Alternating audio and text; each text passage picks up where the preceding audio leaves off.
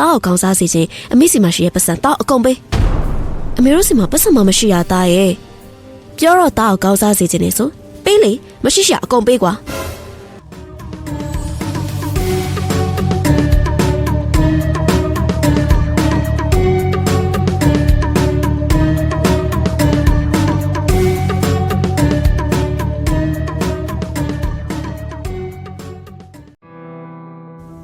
ရွာတရွာမှာမိသားစုတစုဟာစိုက်ပျိုးရေးလုပ်ပြီးတော့နေထိုင်ကြပါတယ်။အဲ့ဒီမိသားစုမှာတားဖြစ်သူဆိုပေဆိုရဲခက်ဆိုးဆိုးသူတယောက်ရှိပါတယ်။မိဘတွေကစူးစမ်းပန်းစားအလုပ်လုပ်ပြီးမြဲတားဖြစ်သူကတော့မိဘတွေကမကူညီပဲရေဒီယိုတစ်လုံးနဲ့သာအမြဲငြိမ့်နေတဲ့သူပါ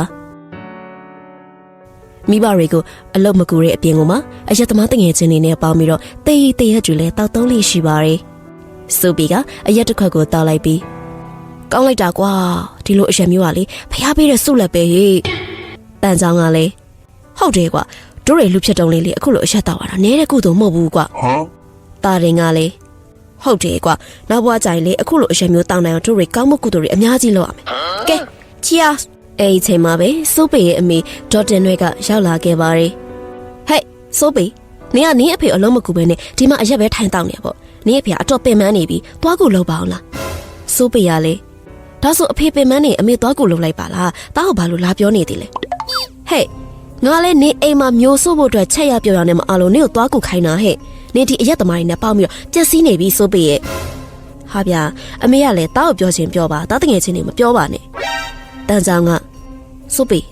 မိမိကဘာလားငါတို့ပြောရလိုက်တာကွာတားတင်ကစိုးပေမင်းမေကမင်းကိုမချစ်ဘူးပဲမင်းကိုချစ်တယ်ဆိုရင်တော့မင်းလိုလိုက်ရမှာပေါ့အခုမင်းကိုအိမ်မှာခိုင်းစားကြတာထင်တယ်ဒေါ်တင်တွေကတော့ဟဲ့ကလေးကချီရီငါ့တောင်မဖြတ်စည်းကြနဲ့အိမ်မှာခိုင်းလို့မရပါဘူးဆိုဒင်းတော့မြှောက်ပေးနေသေးတယ်စိုးပေလက်တငယ်ချင်းနေနဲ့လမ်းခွဲပြီးအိမ်ကိုချက်ချင်းပြန်လာခဲ့ဒါပဲငါသွားပြီဒေါ်တင်တွေကစိုးပေကိုပြောဆိုပြီးတော့ထွက်သွားလိုက်ပါတယ်တန်ချောင်းကစိုးပေမင်းမေကမင်းကိုငါတို့နဲ့မပေါင်းစေချင်ဘူးထင်တယ်ကွာငါတို့အခုလိုမျိုးအရက်တော်ရတဲ့ရှေးဆက်ကတော့ကုန်ပြီထင်တယ်ကွာတာတင်ကဟုတ်တယ်စိုးပေကမင်းမေကငါတို့လက်ခံမှမင်းငါတို့လာခေါ်မယ်အေးအခုတော့ငါတို့ခွင့်ပြုံကွာတန်ချောင်းနဲ့တာရင်တို့ကဟိုရိုင်းတရိုင်းနဲ့ထသွားလိုက်ပါတယ်ဆိုပီယာတတငယ်ချင်းတွေသူ့ကိုထားပြီးထွက်သွားတော့သူ့အမိကြောင့်စုကသူ့အမိကိုဒေါသထွက်သွားပါတယ်ငါတငယ်ချင်းတွေငါ့ကိုထားသွားတာငါအမိကြောင့်ဒီအမိအိမ်ရောက်မှငါနဲ့တွေ့အောင်မယ်ဆိုပီကဒေါသတကြီးနဲ့သူ့အမိကိုရှန်ထောင်မှုအတွက်ဟိုရိုင်းတရိုင်းနဲ့ထွက်သွားလိုက်ပါတယ်အေကိုရောက်တဲ့အခါမှာအေကမ်းမထိုင်နေတဲ့သူ့အမေရဲ့နားကိုသွားပြီးအမေကြောင့်တားတငယ်ချင်းတွေချာမှာအရှက်ရတယ်ပြီးတော့အခုတားတငယ်ချင်းတွေတားကိုထားသွားပြီအမေရက်ဆက်တယ်ဗျာအမေမကောင်းဆိုပီယာဘေးနာအထုပ်ကိုယူပြီးတော့သူ့အမေကိုရိုက်ဖို့လုပ်ပါတယ်တာမလုံနဲ့နော်ကန်ကြီးထိုက်လိမ့်မယ်ကန်ကြီးပဲထိုက်ပင်လေကြီးပဲထိုက်တားမကြောင်တားဒေါသထွက်တယ်တားကိုကောင်းစေခြင်းလို့ပြောမိတာပါတားရဲ့ဘာတားကိုကောင်းစေခြင်းလို့လဲတားကိုခိုင်းစားခြင်းလို့မွေးခဲ့တာမလားတားကိုကောင်းစားစေခြင်းအမေစီမရှိရဲ့ပတ်စံတားအကုန်ပေးအမေတို့စီမှာပတ်စံမရှိရတားရဲ့ပြောတော့တားကိုကောင်းစားစေခြင်းနေဆိုပေးလေမရှိရှာအကုန်ပေးကွာအဲ့ဒီချိန်မှာပဲအဖေဖြစ်သူဥက္ကမောင်ကရောက်လာခဲ့ပါတယ်ဟဲ့တာမင်းဘာလုပ်နေလဲလက်မလေးထုတ်ကြည့်နဲ့မင်းမေဘာလုပ်လိုက်ကြလဲဆိုပေကအော်ဒီဘိုးတော်ကတော့ငါအော်ကြီးဟစ်ခြင်းနဲ့အဖေကိုတားအရင်ရိုက်မယ်ဆိုပေကသူ့အဖေကိုထုံးနေရိုက်ဖို့လုပ်ပါတယ်မေတားကိုပတ်စံပေးမလားမပေးဘူးလားမပေးရင်တော့အမေလင်ကိုတားထုံးနေရိုက်တော့မယ်မလုပ်ပါနဲ့တားရဲ့အမေရှိရလေးတွေအကုန်ပေးပါမယ်ဒေါ်တင်တွေကသူ့သားကိုကြောက်ပြီးသူ့စီမရှိရလေးတွေကိုထုတ်ပေးလိုက်ပါတယ်ဒီလိုလိမ်မာမပေါ့ဗျာဆိုပီကသူ့မိပေးတဲ့ပစံတွေကိုယူပြီးအိမ်ကနေထွက်လာလိုက်ပါတယ်သူမိဘတွေကတော့တားမိုက်အတွက်မျက်ရည်နဲ့မျက်ခွက်ဖြစ်ရတယ်လေဆိုပီကသူ့မိဆရာနေရှာလာတဲ့ပစံနဲ့ကြက်ကြော်ဝဲပြီးတငယ်ချင်းတွေအရက်ထိုင်တောင်းနေတဲ့နေရာကိုရောက်လာခဲ့ပါတယ်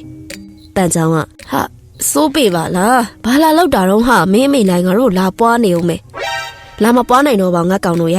ဒီမလေးကြက်ကြော်ဝဲလိုက်ငါမြန်မင်းတို့နဲ့ပြန်ပြီးအရက်တောက်လို့ရပြီဆိုပြီးကြက်ကြော်ဖို့တော့ပေးလိုက်လို့ငါကောင်တို့ကအာပါတရဆွဲကြဆန်းကွာတာတင်ကမင်းမေကရုတ်တရက်ကြီးပြောင်းလဲသွားတာတော့တခုခုတော့လွဲနေပြီထင်တယ်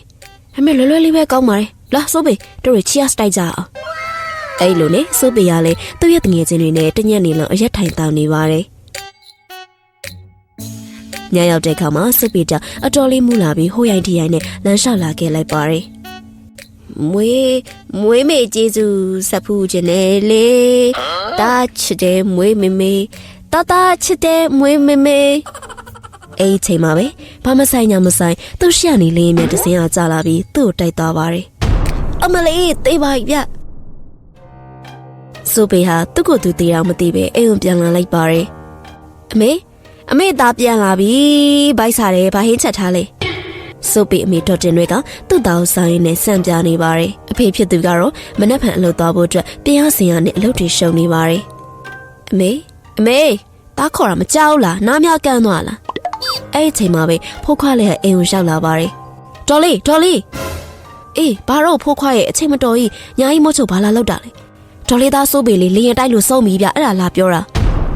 ဖိုးခွားလေးကပြောပြီးတော့ချက်ချင်းထွက်သွားပါတယ်အမလေးယောက်ျားကြီးတို့သားလေးစိုးပေလရင်တိုက်လို့စုံပြီတဲ့ဥက္ကမောင်နဲ့ဒေါက်တာနေရကတယောက်နဲ့တယောက်ဖက်ပြီးတော့ငိုနေကြပါတယ်စိုးပေကသူ့ဆုံးတဲ့တဲ့ရင်ကြားလိုက်ရတော့သူ့ကိုယ်သူမရှုံနိုင်အောင်ဖြစ်သွားပါတယ်ငါတေသွားပြီလားဘလို့ဖြစ်နိုင်မှာလဲဒါဆိုငါတရေဖြစ်သွားပြီပေါ့အမလေးကြောက်လိုက်တာသူမိဘတွေကငိုယိုပြီးသူ့သားဆိုပေရှိရာကိုပြေးသွားလိုက်ကြပါတယ်အခင်းဖြစ်တဲ့နေရာရောက်တဲ့အခါမှာရွာတကြီးနဲ့ရွာသားတချို့ကရှောင်းနေကြပါတယ်ဒေါက်တာတွေကအမလေးငါသားရဲ့ဖြစ်မှဖြစ်ရလေအသေးဆုံးနဲ့တည်ရတယ်ငါသားလေးဥက္ကမောင်ကမိမမင်းသားရှင်လာအောင်လေဂလိလေးထိုးကြည့်ပါလားဟဲ့တော့တမျိုးလေရင်များတိုက်လို့သေးပါရဲ့ဆိုဖျားသခင်တော့သူ့ကိုရှောင်မလုပ်နိုင်တော့ဘူးတော်ရဲ့စိုးပေရဲ့ဝိညာဉ်ကတော့သူတို့ရဲ့ဘီနာလေးကနေမျက်ရည်လေးစမ်းတန်းနဲ့ငါလေရင်များတိုက်လို့တည်သွားတာတဲ့ဟုတ်ရဲ့လားအမေတားခေါ်တာကြလားအဖေတားခေါ်တာထူးပါဦးတာမင်းမတော့မရသေးဘူးစိုးပေကသူတည်သွားတာကိုသူ့ကိုယ်သူရင်ကျိုးမရဖြစ်နေပါတယ်စိုးပေရဲ့အတူပါမှာတော့စိုးပေရဲ့မိဘတွေနဲ့ဖဲဝိုင်းတဝိုင်းသားရှိပါတယ်စိုးပေမိဘတွေကစိုးပေရဲ့အလောင်းသားလေးမှာထိုင်ပြီးတော့ငိုနေကြပါတယ်စိုးပေမိဘတွေကစိုးပေဟာသူတို့ရဲ့အသက်ကြီးမှာရလာတဲ့သားလေးဖြစ်တာကြောင့်ရင်ကျိုးမကျက်ဖြစ်ရရှာတာပါစိုးပေအမေကအမလေးငါသားရဲ့ငါသားလေးအမေပြောမဆိုမှရှိရဆိုရင်တော့ခွတ်လွတ်ပါကွယ်အမေပြောတာငါသားကောင်းစေခြင်းလို့ပါကွယ်ဥက္ကမောင်ကငါသားဘာလို့စောစီတေးသွားတာလဲကွယ်အဖေလေးငါသားကိုတေးတဲ့အထိလှုပ်ကျွေးနိုင်ပါသေးရဲ့ကွယ်ဘေးမှာရနေရဲ့ဆိုပေရဲ့ဝိညာဉ်ကအမေဘာရီကငါ့ကိုအရန်ချစ်တာပါလားငါအမားကြီးမှားခဲ့ပြီငါအဖေနဲ့အမေကိုငါချစ်တယ်လို့တော့မပြောရသေးဘူးငါဆိုရဲဆိုပေကအခုလိုတေးချင်းတရားနဲ့ပဲထိုက်တက်ပါတယ်ငါရဲ့အာတူပါမှာတော့မှဟိုအရက်သမားနှစ်ကောင်လာတော့မလာဘူးငါအမေပြောတာမှန်တာပဲငါအပေါင်းအသင်းမှားပြီးတော့ပျက်စီးနေခဲ့တာပဲငါမှားခဲ့ပြီ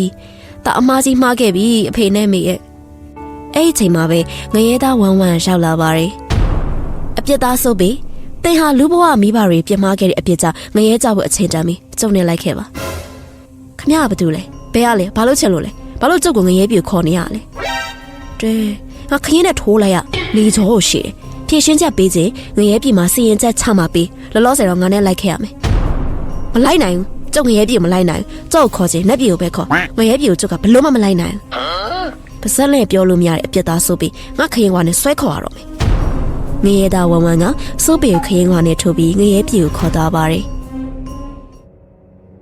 ငရဲတကာကနေတဆင့်စိုးပေငရဲပြေကိုရောက်လာပါတယ်ငရဲပြေကိုရောက်တဲ့အခါမှာသူ့ရဲ့ရှေ့မှာအရင်ရောက်နေတဲ့သူတို့ရွာပီတီကိုတွေ့လိုက်ရပါတယ်စိုးပေကဟာပီတီမိဒီမှာဘာလာလောက်တာလဲဘာလာလောက်ရမှာလဲကွာငရဲလာကြပေါ့မင်းကဘာအမှုနဲ့ငရဲကြလဲပီတီလူ့ဘွားတော့လေသူများတက်တီကိုတက်လို့တဲ့မင်းအောင်ဘာအမှုနဲ့ငရဲကြလာလဲငါလူ့ဘွားတော့ငါမိဘတွေကိုထုံးနေရွှေပြီးတော့မမရိုင်နေပြောဆိုခဲ့မိအမှုပါကွာဒါဆိုမင်းက level မျက်နှာပေါ့ကွာမိဘစော်ကားတဲ့ပြစ်မှုလေပြထိတ်ဆုံးတက်မှရှိတယ်ကွာပီတီကပြောဆိုပြီးတော့ငရဲကြဖို့အတွက်ထွက်သွားလိုက်ပါတယ်စီအိုရဲမှာအပြစ်သားတွေကအကြောခံနေရပြီးငရဲသားတွေကခရင်ဝါနဲ့ထိုးနေပါတယ်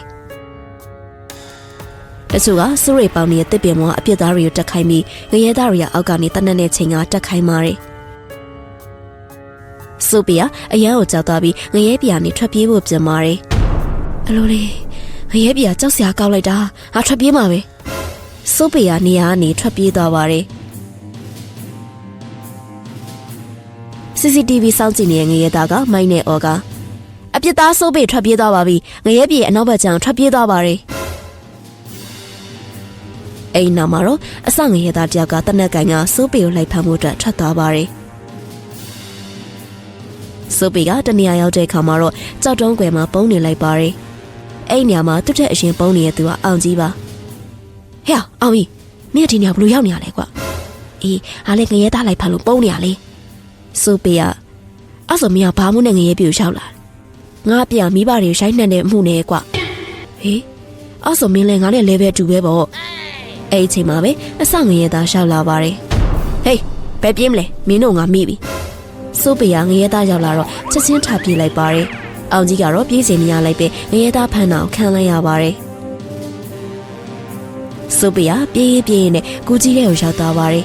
အိမ်မှာသူတို့ရွာချမ်းမုံနဲ့တိုက်မိသွားပါတယ်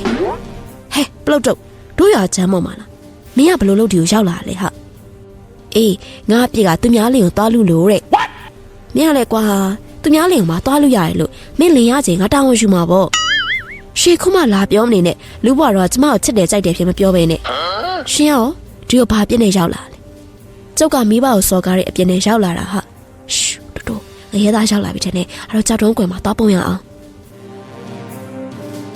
စိုးပေနဲ့ဂျမ်းမုံလေကြောက်တုံးကွယ်မှာဝင်ပုံနေလိုက်ကြပါတယ်အဲ့အချိန်မှာငရဲသားတနက်နဲ့ရောက်လာပါတယ်ဂျမ်းမုံကငရဲသားရောက်လာပြီးဘယ်လိုလုပ်ကြမလဲစိုးပေငါ့ကိုကဲပါဦး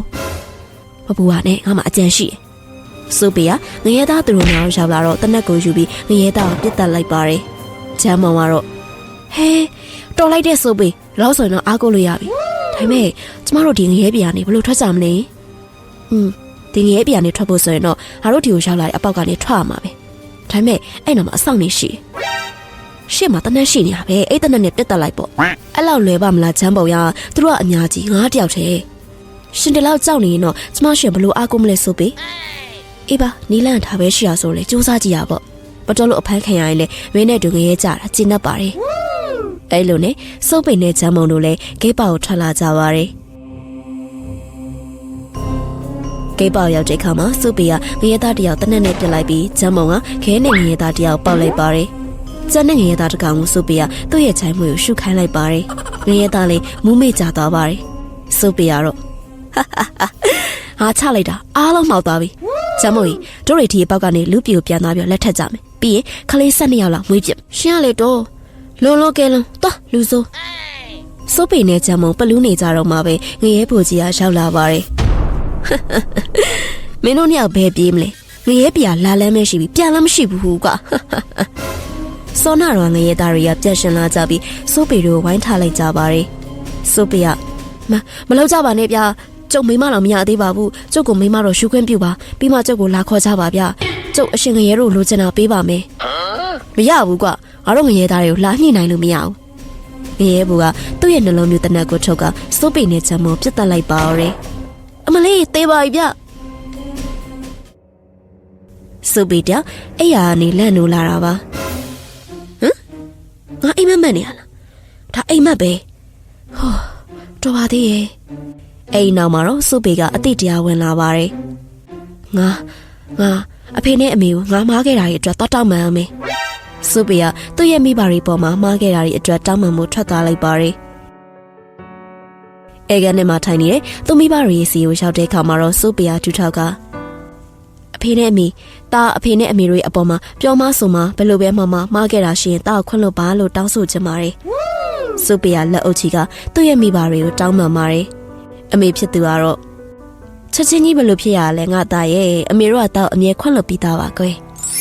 ဝမ်းတာလိုက်တဲ့အမေရဲ့တားလီအခုကနေစားပြီးတော့အဖေရဲ့အလုပ်တွေကိုလည်းကုလုပ်မယ်အရက်တွေလည်းမတောက်တော့တာအမေစကားလည်းနားထောင်ပါမယ်အေးပါကွယ်တာတုအခုလိုမိဘကိုတိတတ်တဲ့အခြေစုကြောင့်ငါသားမြန်မိမရပါစေကွယ်အဲ့ချိန်မှာပဲတကားလာခောက်တန်းကြားလိုက်ရပါတယ်ဟဲ့စိုးပေအဲ့တော့အရက်တွေသွားတောက်ရအောင်လေဟဲ့နေမင်းတို့ငါ့အိမ်ကိုဘာလာလောက်ကြလဲအရက်ပလင်းကင်ထားရဲ့တန်ချောင်းကငါတို့ဘာလာလောက်ရမှာလဲကွမင်းတို့ငါတို့နဲ့အရက်တောက်ဖို့လာခေါ်တာပေါ့ကွစိုးပေတယောက်လည်းတွေ့ဝေသားခဲ့ပါတယ်အဲ့နောက်မှာတော့သူ့ရဲ့မိဘတွေတစ်ချက်လှည့်ကတက်တငယ်ချင်း2ယောက်ကိုပြောလိုက်ပါတယ်မင်းတို့ကောင်နေငါစီတော့ပထမမလာနဲ့တော့လာလဲမနှောင်းနဲ့တော့မင်းတို့ထိုးလိုက်ကြအောင်ကွာတော်တင်တွေကဟေးဟာတာလေးတကယ်လေးမသွားပြီပဲယောက်ျားကြီးရှစ်သားပြောင်းလဲသွားတော့မယုံနိုင်စရာပဲဟ ဟုတ်ပါမိမရဲ့အဲ့ဒီချိန်မှာပဲနောက်ထပ်တစ်ခေါက်တကားခောက်တန်းကြားလိုက်ရပါတယ်ဟာဂျမုံဘလို့လုံးငါးစီကိုရောက်လာလဲကွာရှစ်စီကိုမလာပါဘူးအတော့စီဟင်းလာပေါ်တာဆိုပီကဂျမုံချက်ချင်းရီးစားစကားပြောလိုက်ပါတယ်တဲ့ကိုချစ်တယ်တဲ့ကိုလက်ထပ်ပြီးကလေးတွေအများကြီးမွေးပြရစီဟုတ်တော့ရှင်ဘလို့ဖြစ်နေရလဲကိုဆိုပီကျမကိုရှင်အဖြေတော့မတောင်းရသေးပဲနဲ့ရှင်ကိုကျမလက်ထပ်ဖို့ဘလို့လက်ခံရမလဲအားဆိုလဲအခုအဖြေပေးကွာဟာရှင်ရလေချက်ချင်းကြီးပဲတာလူဆိုးဒီလိုနဲ့ဆိုပီလေဂျမုံနဲ့ချစ်သူရီးစားတွေဖြစ်သွားခဲ့ပါတယ်အိမ်နေရာနေစားပြီးတော့ဆိုပီဟာသူ့ချစ်သူချမ်းမုံနဲ့အတူသူ့ရဲ့မိဘတွေအလုပ်ကိုလုပ်ကူပြီးတော့လိမ့်လိမ့်မမနေကဘဝကိုဖြတ်သန်းသွားပါတယ်